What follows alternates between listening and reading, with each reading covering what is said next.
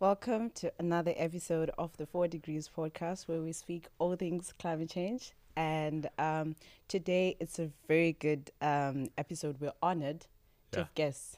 we have guests, and for the first time, you'll see we all look different, Yeah. um, because we have guests that are actually joining us online Yes.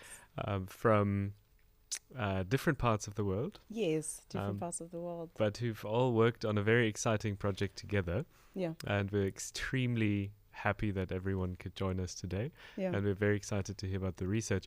So, what are we actually going to talk about, Precious? Okay. So we're going to talk about, we've always touched on so many topics about climate change, right? We've talked about climate and sport, climate and education, climate and health. And today we're going to go into like two niches where it's like climate and heritage, but it's also climate literacy, which is something that we talked about on an episode that we did with Kim. Yes. Today we have a climate risk club collaboration that they did with the Matobo Hills heritage site, and they did. Okay, we can actually just get to introduce the guests. So the guests, Charity, Tafadzwa, and Fred from the Climate Risk Club. And we have Yonela online, who's also into climate and heritage. So it's going to be a great episode. Hi, guys. But maybe Yeah. we can dive into it and then we go away with the questions so that people know what this is all about, hey? Yeah, let's do it. Let's do it. So, guys, I'm going to start off with Charity. Can you tell us a bit about what this project was all about? What was the main goal or the main aims of this project? And yeah, All of it. all of And it. We want to know all of yeah. it. No, that's all right. Thank you, guys. Thanks for having us today. We're quite excited for you guys to host us. Yeah. But I'll flip it and give it to Fred. But just allow me to introduce myself. Yes. I am Charity, and I'm an archaeologist by profession. I'm also a trained heritage manager. I've worked within the Matobo Hills for quite some time and conservation issues, interacting with communities. But now I'm basically just trying to stick it out within the consultancy field, Yeah. doing cultural heritage impact assessments and all that. So for this one, I'll hand it over to Fred and then I'll come in later. Actually, Thank- thank you. Okay. Thank you for doing that. Yeah. We don't have minutes. What happened? We should have just called, a climate risk lab person to introduce this project. Yeah. So Fred, please tell Incredible. us, First, what were you thank you doing so with much, other- Charity. Yeah. Hi, Fred. Yeah, So, so maybe thank you very much, guys, for the opportunity to learn about what we did at the Matobo Hills World Heritage Site. I am Fred, and I was the postdoctoral phase of the project. Yeah. In a nutshell, the research project that we had was about assessing and building climate literacy. Keep that word for heritage adaptation. Yes. The main goal was to generate knowledge on rock art heritage adaptation. Specifically, we were looking to explore the hazards and impacts and responses that have been implemented. And in doing so, we hoped to kind of find gaps in the responses that have been done, responding to obviously the hazards and impacts. The project was in a nutshell a response to the needs of heritage managers, which, as we may expect, are supposed to make informed conservation strategies, Yeah. which cover adaptation as well. And this is in response to climate change, which we can all agree that it's one of the pressing issues of our time. Yeah. And so mainly the project was about adaptation literacy, which is a smaller part of climate literacy, which I hope we are going to talk at length in the later stages of this podcast. So the initial plan was to have two case studies, one of which was Matobo Hills, Yeah. the focus for today's podcast, Matobo Hills World Heritage Site. and the Maloti Drakensberg World Heritage Site. These two sites have got the richest presence of rock art heritage in Southern Africa, and that's why they were chosen, and there were gaps and needs in adaptation to climate change that were identified. But for reasons beyond the project, we ended up just doing Matobo Hills. But on the way, we picked another case study in Ghana called the Ashanti Hills traditional buildings, which were done by our Ghanaian colleagues. And I do hope you can have time to have a podcast with them as well, because the results are equally interesting. Maybe there should be a part two. And in general, our colleagues there at Tafadzwa and Charity did a very extensive and thorough stakeholder mapping, trying to identify who we should talk to. And in the course of doing so, we identified about 7 different groups. We identified heritage managers and site staff at Matobo Hills World Heritage Site, practitioners, researchers, community members who Matobo Hills is a very interesting landscape because it's a national park, but within the national park there are communities that do stay there, which is unique kind of for a national park. And other than these groups, we also talk to tour operators, government officers, and NGOs that do operate in the landscape. And we conducted this research in August last year, and we're excited to share the findings that we had, which are very interesting for climate change interest groups. Amazing. Thank you, Fred. I can't wait to hear the findings. I mean, I guess we know part of it, because what we haven't said is that Fred, of course, is a member of the Climate Risk Lab. Yes. And our most senior guest so far from the Climate Risk Lab. So also this is a first, and we're very excited. Maybe before jumping in, I mean, we want to keep the tensions high a bit, and don't want our audience to just tune in for the findings and then stop listening, right? I mean, who would do that anyways? Yeah. But we also need to know who Tafadzwa is. Yes, exactly. Who is Tafadzwa? Tafadzwa. Tafadzwa was a big part of this project as well. And We've maybe heard from Charity. And maybe it's super weird. I can hardly hear you. So, but I think it would be great to also hear a bit more about how the site was chosen.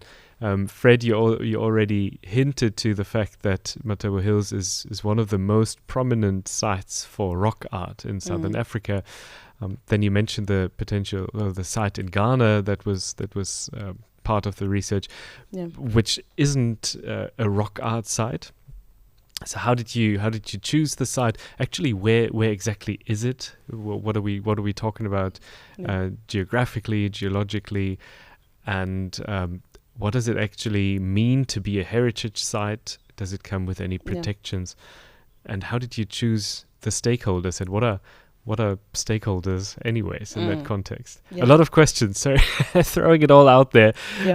But I'd love to hear from Tafadzwa and give you an opportunity to meet everyone.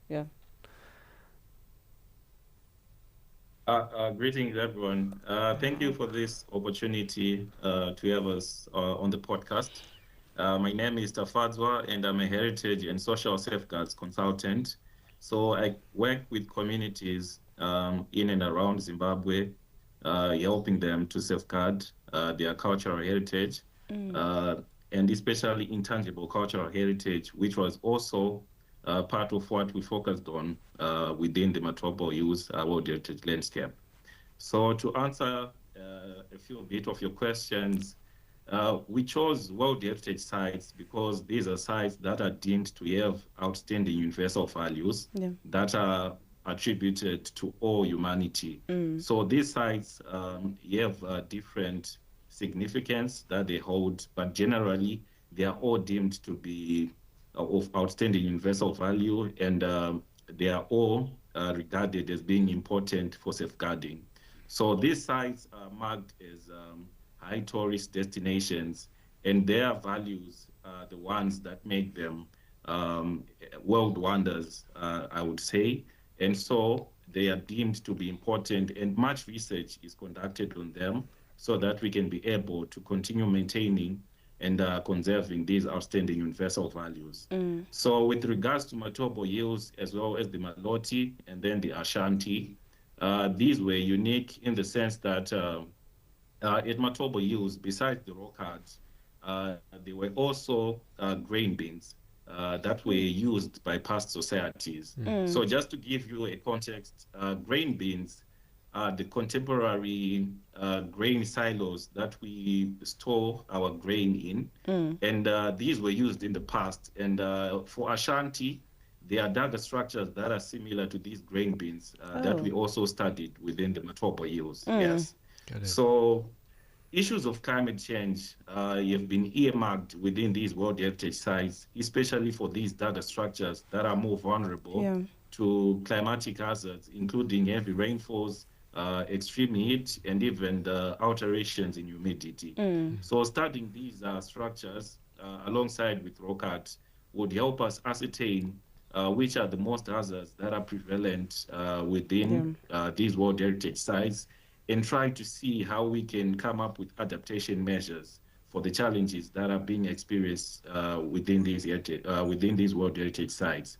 So the choice to have Matobo Hills specifically in Zimbabwe is because it's one of the most concentrated heritage sites with rock art sites within Southern Africa and even Africa. And then the comparison was to be done with Maloti because it also has some of the most unique rock art paintings that are known within the globe.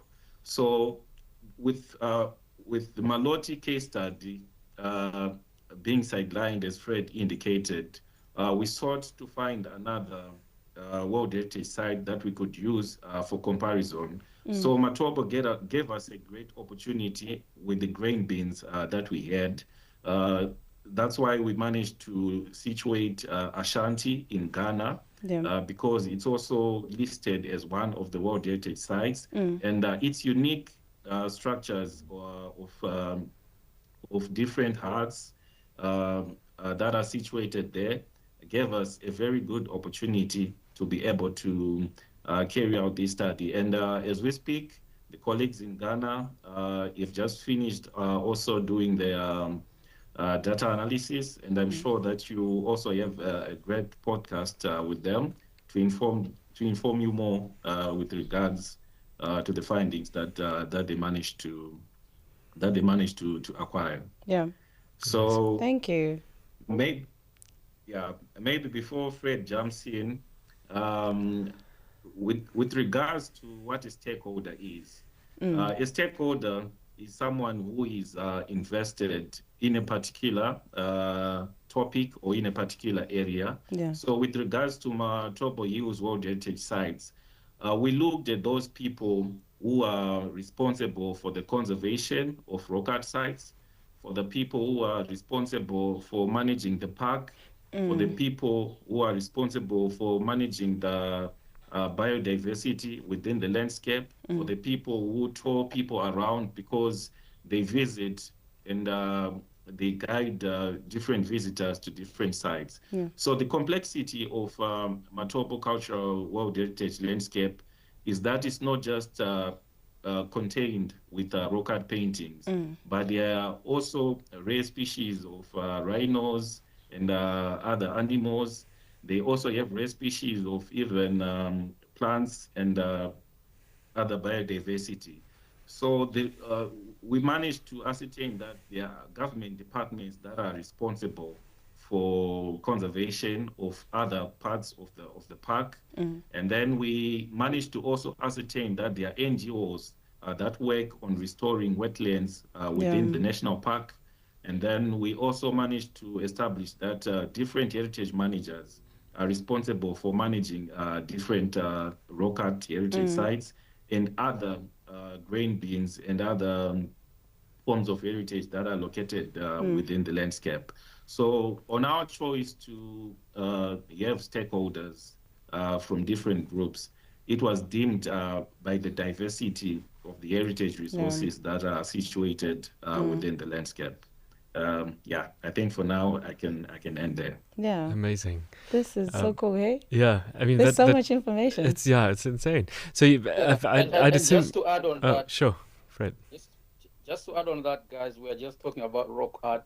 Yeah. Perhaps listeners don't know what rock art is. What rock art is? Yeah. So, we are talking about Asian paintings that were done thousands and thousands of years ago by Asian people, depicting their ways of life, their daily ways of life. So it's like kind of a record of what they were into several years ago, the animals they interacted with, the tools they used, and the different rituals that they were involved in. So we're basically looking at how these different paintings done in ink, some of them are engraved on the rocks, how these different types of art is kind of impacted by climate change.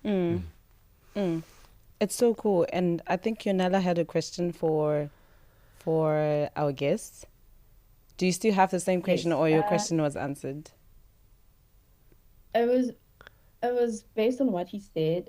Tafadzwa said, she mentioned that in some of the heritage sites, some climate issues have been like earmarked for them before. And then I had a question that did any between Charity and Tafadzwa work with climate-related issues beforehand or before this research? And how was that experience for you?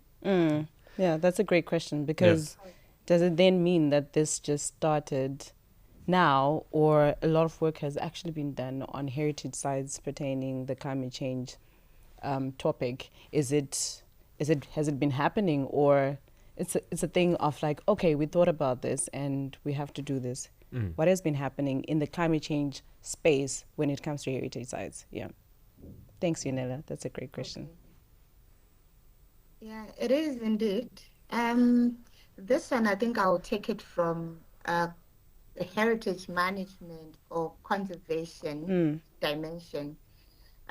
Not necessarily saying we've really practically tackled the issue of climate change per se, but there are some instances where, as heritage managers within the landscape, we have had to respond to issues of climate change that are affecting rock art. Yeah. But within the bigger context of heritage conservation. You will hear more, I think, when we are now delving much into the results of the study and what we then managed to record in regards to the issues that the stakeholders were saying are affecting climate issues that are affecting heritage and how they are responding. Yeah. So within the field of heritage, in the scope of Zimbabwe, we haven't really tackled the issue of climate change, as it were, but it has been somehow addressed here and there in regards to how environmental, let me term them environmental issues. Yeah. How environmental issues are affecting our heritage, because heritage comes in different forms. In Zimbabwe, I think the biggest is our dry stone walled sites, case of Great Zimbabwe, and then the rock art that we're talking about today. So when we talk of rock art, I think Fred will have an interesting phrase that came out from the interviews. He knows what I'm talking about, So when it comes to climate change and heritage, it hasn't really been married in a way, but we have been tackling the issues of environmental issues within heritage. Yeah. And that could be, I guess, also, let's say, weather phenomena that are then tied to climate change, correct? And I think this is partially probably what the research also, your field study investigated as well. Maybe should we jump in and the findings, into the findings and how you structured the the research, what sort of questions you ask to the stakeholders. Now that we know who the stakeholders were and why they were involved, which is so interesting, just to understand the complexity of such a site, right? Yeah.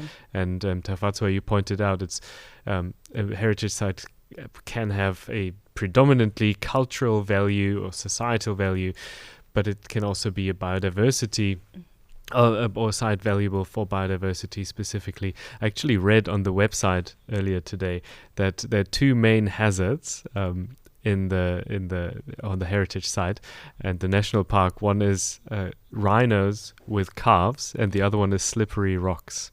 So, and I feel that ties well together into the biodiversity of the cultural space. Yeah. But again, I don't want to distract from the research. So let's perhaps dive into how you approached the study and what the outcome was. Well, I have a prior question before we tackle the results. I just wanted to know, maybe there's someone out there who's interested. How does climate literacy relate to adaptation? What's the link between those two? And which then speaks on why this type of research is important. It's important, yeah. Yeah, I'll tackle that because I'm the climate literacy expert on the project. Climate change literacy, or climate literacy as it is commonly called, is a very complex term because it covers a lot of related terms, including perspectives, beliefs, knowledge, and sometimes awareness as well. And that is tied to domains like climate science, the science behind knowledge and perceptions towards the science behind climate change, for example. Knowledge or perceptions on the causes of climate change, which include human activities that are contributing towards climate change. It is also tied to, for example, knowledge of consequences, negative consequences and impacts of climate change. And what are the mitigation and adaptation strategies that can be implemented to respond to climate change? And globally, climate change literacy is regarded as foundational to because it's not just about knowing, but it's about what you can do with the knowledge, right? So you can know the causes, you can know the consequences or the impacts, you can know the hazards, the risks, but you can choose not to do anything. So that's why I'm talking about mitigation and adaptation as the action-oriented side of climate literacy. Yeah. And that's where it kind of merges with heritage adaptation or heritage conservation. Because if I were to put it to you now, acting based on what you know and knowing through your actions, I guess you would choose to act based on what you know. So despite the fact that knowledge does not automatically translate into action, it's still foundational to what you're supposed to do. It's better to know before you act so that whatever you do is effective enough. So we believed this project, by assessing and building climate change literacy in the same vein, we believed it would kind of help heritage managers or in general heritage stakeholders in Matobo Hills World Heritage Site and the other sites that we plan to do our research to kind of come up with informed decision making in terms of how to conserve, how to respond to climate change hazards and impacts. Yeah, I like that. I like that. It's more of you have knowledge, but then when you have knowledge, what then do you do about it? Which means climate literacy ties to climate action, which then ties to why we have climate mitigation, why we have adaptation. Even now, this is a manifestation of climate literacy where we know something about it, so we then do something about it by creating such a podcast that communicates this to some people, and then it's action that comes after this. And we're also constantly learning, right? Yeah, and we're constantly learning new things about, right now, we're learning about rock art and all that. So we can dive into, what were the main findings you got from this project? What did you deem interesting? You were I didn't think this would come up. Yeah. Okay. So for our study, as Fred was mentioning, we're trying to capture the climate change literacy of the stakeholders and try to link it to how rock art heritage adaptation can be implemented. So first of all, we tried to gather the experiences of each stakeholder and then also to understand if they know if there have been any responses to each of the climate hazard that we are trying to investigate. So just for reference sake, the climate hazards that we were trying to gain more insights on were heavy rainfall, floods, extreme heat, humidity, droughts, cyclones, dust, wildfire, invasive alien species, insects, and as well as plants. So each stakeholder was given the opportunity to give us their feelings regarding the experiences that they have had over the years working within the landscape. So quite interestingly, uh, the community members that we interviewed, or rather the communities that live in and around the landscape, none of them indicated that any of this hazard was affecting rock art sites or the landscape. And they indicated that this is not due to climate change, but these are just natural events that have been happening for over decades and decades. So to the communities, they don't deem heavy rainfall to be something that can be linked to climate change or extreme heat. And quite interestingly, they also indicated that just by being present within the landscape, they actually now know the cycles of some events, including like droughts, because they mentioned that probably after every 4 to 5 years, they experience droughts within the landscape. And they deemed that even though I think in 2021, they had one of the most severe droughts within the landscape, but they did not attempt to link this to climate change. They just say that this is just a natural phenomenon that happens within the landscape. So with regards to the community stakeholder group, they could not create any link between climate change with rock art heritage. So within this group, we saw that to them, it's also a good result to us because their climate change literacy understanding is that everything that happens within the landscape is just a natural phenomenon, and it cannot be attributed to any other issues. And then also closely related to the views of the communities were also academics, or the group that we called researchers. These are people who have worked more extensively within the landscape. And to them, these are the people who have worked more on rock art analysis, documentation over the past years. And their view was quite interesting because they mentioned that they do not believe that climate change in any way has been affecting rock art heritage within the landscape. And their main reason was that because these rock art paintings have remained visible over thousands and thousands of years. And still up to today, we can visibly see most of the paintings within the landscape. And they also indicated that the choice of depiction for these rock art paintings, because most of them are situated inside caves where there is no direct sunlight or direct heavy rainfall affecting the rock art paintings. So they were in a way indicating that even those people who executed these rock art paintings, they were very aware of the climate hazards that would probably affect these paintings and probably wash them away. So up to today, we can visibly still see many of the paintings. And to them, these climate hazards are just there to moderate or keep the same ecosystem ongoing over the years and years again. And then to them, climate change literacy is also something that would need to be systematically monitored with equipment, like, for example, humidity, to see if the fluctuations can probably affect the pigments that are on the paintings, and the rainfall, if there is much change over the seasons. So these two groups of stakeholders, they had very interesting perspectives because they just believe that it's just a natural phenomena that continues to go on.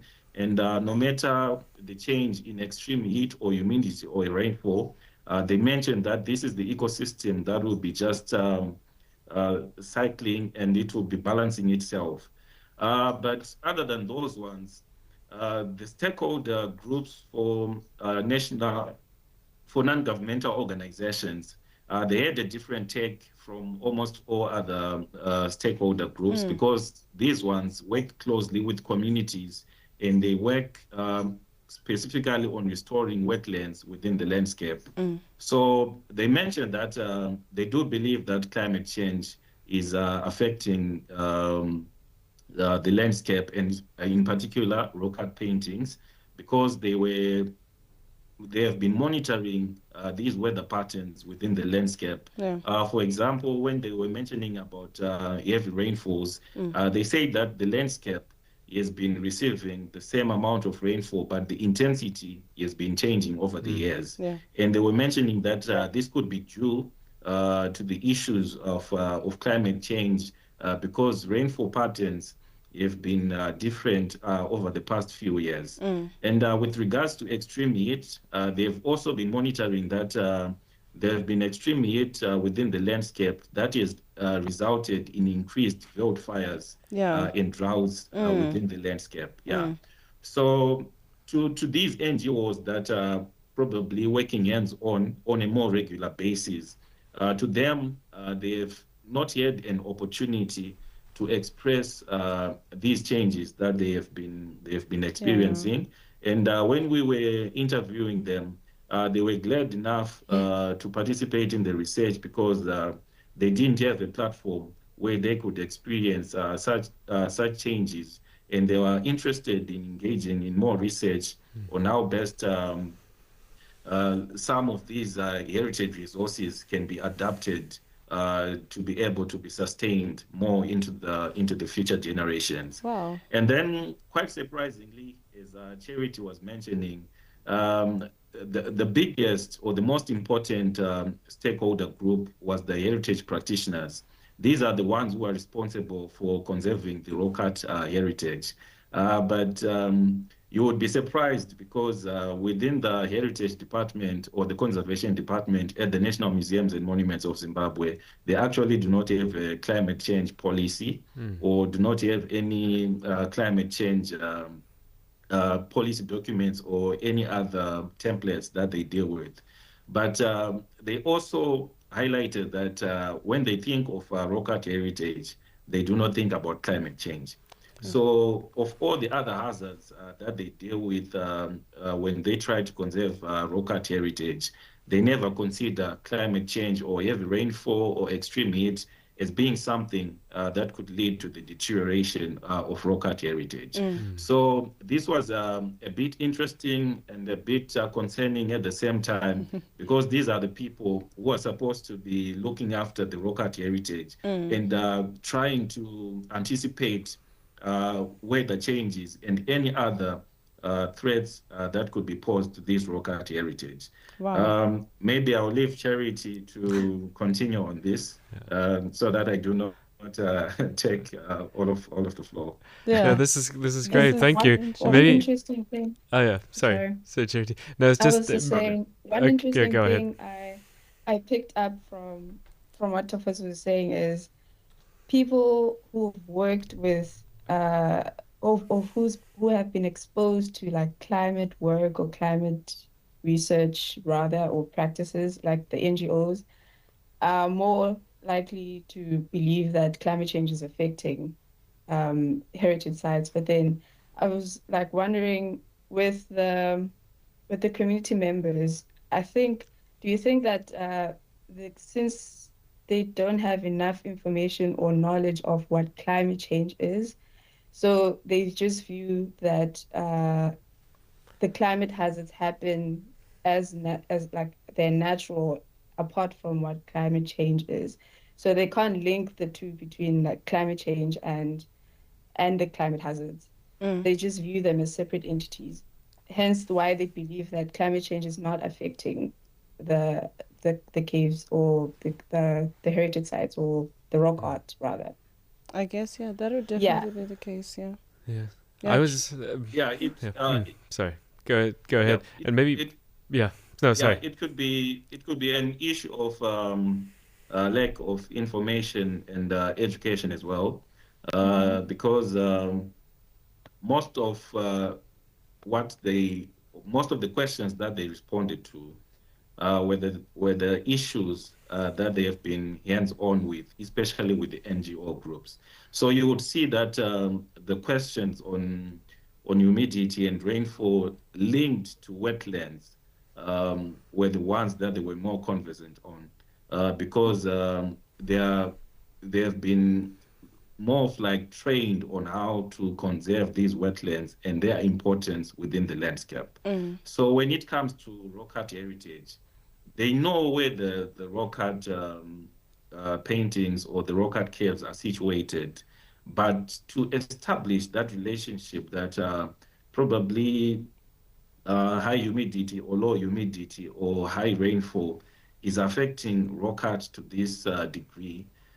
They couldn't establish that because to them they were just like, these paintings, they were made long, long ago and they're still here. So nothing is affecting them. Yeah. They are more of like resilient to any weather event that is happening.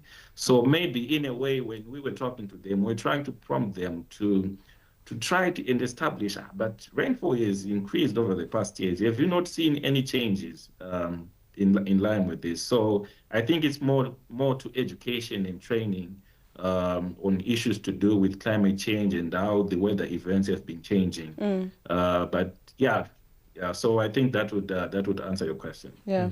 I love Yeah. that there is like all this interconnectedness of there is climate literacy in my context and climate literacy in another context and everything.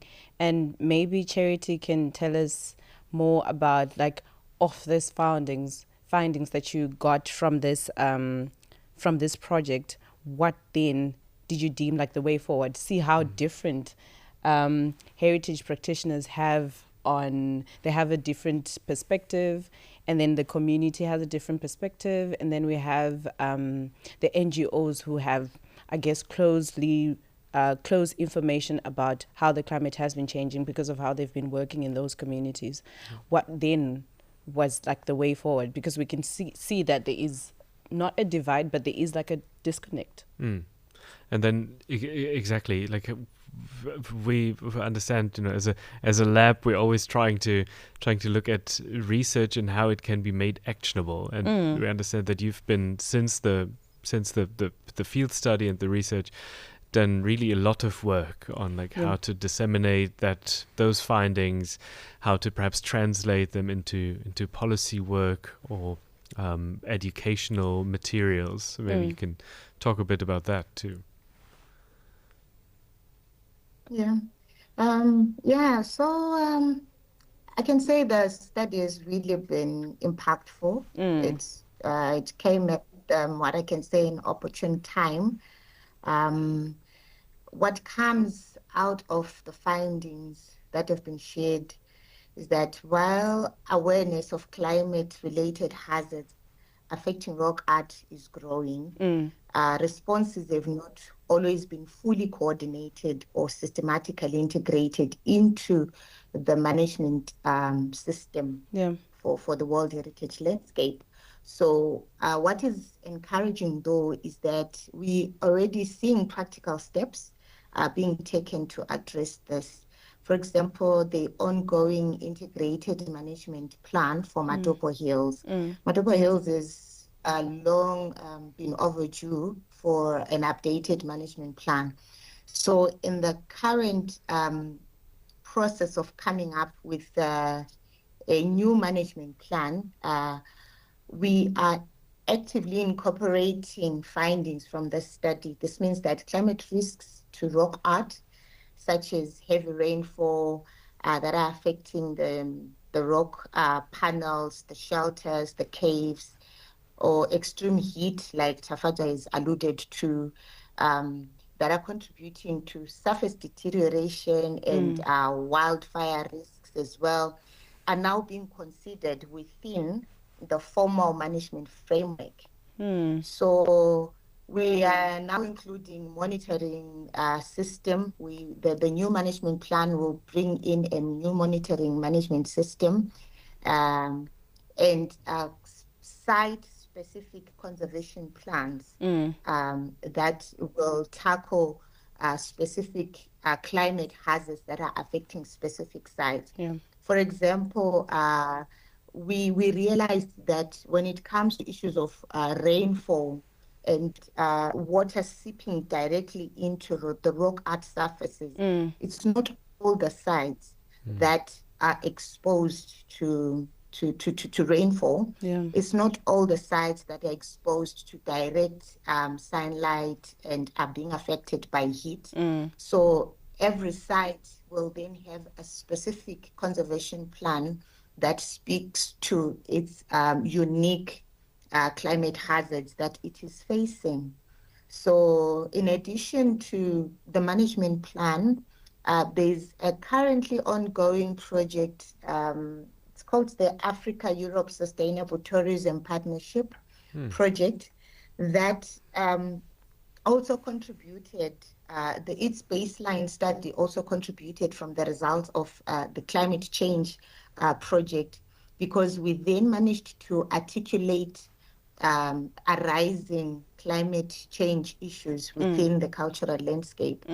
So out of this project, the World Heritage Site will now benefit from a disaster risk plan that is being spearheaded through this project. So to have a disaster risk plan will be like a plus in regards to future planning, to looking ahead and thinking ahead as to what hazards, what other hazards can be experienced within the landscape, and planning ahead, not to be reactive, but to be proactive in regards to managing this beautiful World Heritage landscape. So I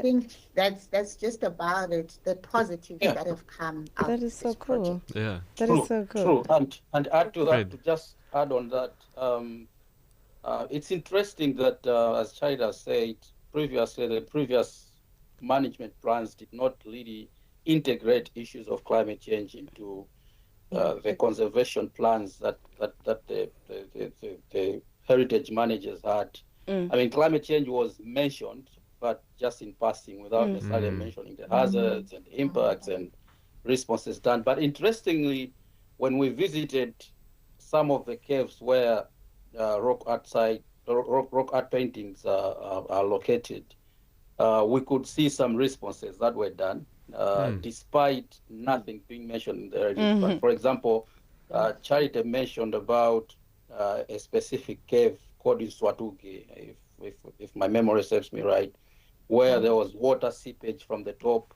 and you could see what they did was they did cover it with some cement slab to stop the water from dripping into the cave. Another cave, which is the most visited, I think, Pomongwe Cave, there was an issue of dust like inside the cave. So when there's heavy human traffic, the dust will then be blown into the rock art surfaces.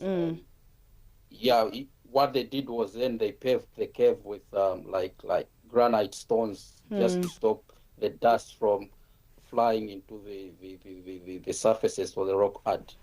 But surprisingly, all this could not be attributed to climate change. There was no connection, kind of like there might be heat and then drought, and then that's when we have dust, and then that's when this problem is coming, right? There were no those linkages drawn by the stakeholders when we're talking to them. So yeah, even though they did not say anything in their plans, but they were trying to do something. And when we were interviewing them, that's when they were like, oh, maybe we can do ABC to kind of respond to the impacts of climate change. And in a way, it made us feel like we have really built the climate literacy that we aimed at building, like at the inception of the project. Yeah, I really did like the interconnectedness of, like, now climate literacy was being found from just this project having to speak to the stakeholders. Then you get to you get to be on the same page about certain things. A lot of things were actually being done, yes, about climate change impacts, except that it was not articulated in the plan that this is a climate change risk or something like that. So I'm really glad that this project had to put all together the there's different parts that different people are working on, different stakeholders are working on, getting to the actual goal of having a climate change plan or a climate change section in a management plan. Yeah. And then I guess just taking a step back, and I know you've been actively working to change that process, but I guess if adaptation measures are taken without having climate change in mind or climate risk in mind, there's always a even higher risk of maladaptation. Yeah. Right? You're just doing the wrong wrong things. You're trying to preserve what should be preserved, but you've been doing it in the wrong way. Maybe a last question, because I'm curious. I'd love to go to the site eventually. What from your, if you had like a wish list for individuals visiting the site, for individuals or like the communities there, for people working on the site, as like someone who arrives there first, what should they know ideally, and how would you, I guess, from a climate literacy perspective, how could you educate visitors or people starting to work there, people who move to the site, etc.? Yeah, who wants to go for that question? Okay. It can be all of you, unless you have a wish list already. I'll later on go to Tafadzwa, because it's got some also wonderful things that will come out of this study that will speak to visitors and the younger generation. But for someone who's like us keen to visit the site, like you, like Philip, I would say expect a beautiful scenery, beautiful view, rock outcrops that are out of this world. Wow. And when we're talking of rock art sites, we're not talking about one site, two sites, we're talking of thousands of them. Wow. And they are strewn right across the landscape, through the valleys, through the mountains, within the caves, in open boulders. And the climate is also it varies between seasons. It can be very cold in winter and very hot in summer. And I think some of the challenges that we face, especially in summer, is the wildfires. And not to leave your fire unattended when you've planned to camp. Yeah. Those are some of the don'ts. Sure. Philip loves camping. And when it comes to the rock art itself, we usually just encourage visitors not to touch. You can view with your eyes. There have been instances where even photography is a bit restricted. We used to talk of the flash on the cameras to be a bit restricted. But the general rule is do not touch. And Matobo landscape is a sacred landscape. Sure. So just to respect the traditions of the area and just to revert to the religious value of the site. Yeah, Great. Thank you. so cool. Any more comments before we Wrap it up. before we close out? I from a- heard that there's an interesting output that's coming, Yeah. Oh. something in Yeah. the lines of illustration. Ah. More art. Yes. More illustration. Yeah. So with regards to how people can access more information about the research, we are currently compiling a publication with regards to the research, and we have also been conducting stakeholder feedback meetings with the stakeholders and the communities, and we have also developed a heritage book for school children within the Matobo Hills landscape. So this will be out, I think, in the next month, and we'll be happy to have a digital version that we could probably Amazing. share after we do consultations. We actually came up with this idea so that we encourage the young children to know more about climate change and the importance of conserving rock art heritage within the landscape. And later on in July, we are going to attend a conference at the University of Mpumalanga, where we're going to present some of the findings of the study, because we hope to reach out to more academic and more research stakeholders, because this is actually one of the inception studies within Southern Africa, which is looking at climate change hazards and heritage adaptation. So we would like to make the research more visible so that we could encourage collaboration with other people. And with regards to policy documents that Stefan once asked about, we are going to be developing a generic policy document for heritage practitioners in Southern Africa to help them with guide to how they can be able to identify and also respond to different climate hazards. And for Matobo specifically, we are going to develop a heritage practitioner note that addresses issues within each and every site that we visited. So yeah, Amazing. I think with regards to more access to the research, that's what we are going to be working on. Awesome. Yeah, Can we post links here? Yes, we'll please. definitely pick it up once it's. So do let us know when all the material is available so that we can. So we can put it under the podcast episode as well. Exactly. I am so glad that we had this chart. Incredible.